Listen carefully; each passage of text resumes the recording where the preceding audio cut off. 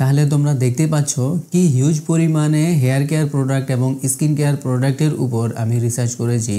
কতগুলো প্রোডাক্ট ব্যবহার করেছি, তেল হয়ে গেলো, শ্যাম্পু হয়ে গেলো, আবার মুখের ব্রণের জন্য, ব্রণের দাগের জন্য, পোস্ট ইনফ্লামেটরি হাইপার পিগমেন্টেশন বা পোস্ট ইনফ্লামেটরি এরিথেমার জন্য, মেলাজমা মেস্তার জন্য বিভিন্ন প্রোডাক্ট আমার কাছে আছে। কত হিউজ পরিমাণে সেটার উপর আমি রিসার্চ করেছি যে কি প্রোডাক্ট আসলে কেমন কাজ করে।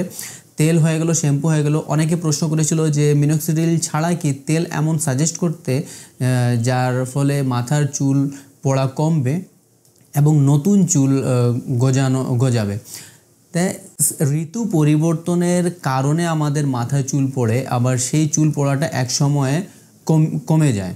তো আমরা যখন তেল ব্যবহার করি তখন আমরা ভাবি যে হতে পারে যে আমাদের তেলের জন্য সেই চুল পড়াটা কমে যাচ্ছে। আসলে তেল আমাদের মাথার ত্বক সেটা উন্নত করতে সাহায্য করে, কিন্তু ডিরেক্ট আমাদের মাথার চুল পড়ে যাওয়া বা নতুন চুল গজাতে সাহায্য করে না।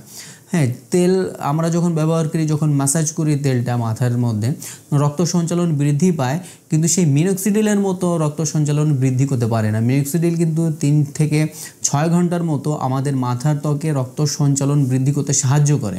মিনোক্সিডিল দিনে 2 বার আমরা ব্যবহার করি, যার কারণে খুব বেশি পরিমাণে মাথার রক্ত সঞ্চালন অ্যাক্টিভ থাকে খুব বেশি সময় ধরে, যার কারণে আমাদের খুব বেশি উপকার আমরা পাই। তো তেল যখন আমরা ব্যবহার করি, যখন ম্যাসাজ করি, কত দেরি ম্যাসাজ করতে পারো? 5 মিনিট। তো এই 5 মিনিট শুধু আমাদের কিছুটা উপকার করতে পারে। তারপর সেই পূর্বের অবস্থায় আমাদের রক্ত সঞ্চালনটা সেই পূর্বের অবস্থায় ফিরে আসে। তো তেল শ্যাম্পু কখনো আমার উপকারে আসেনি। তাহলে আজকের ভিডিওটিতে এইটুকুই বলা ছিল, এবং নেক্সট ভিডিওর জন্য আমার চ্যানেল সাবস্ক্রাইব করে দিও। লেটেস্ট আপডেট যেন মিস না হয় সেজন্য বেল আইকন অল করে রাখতে হবে।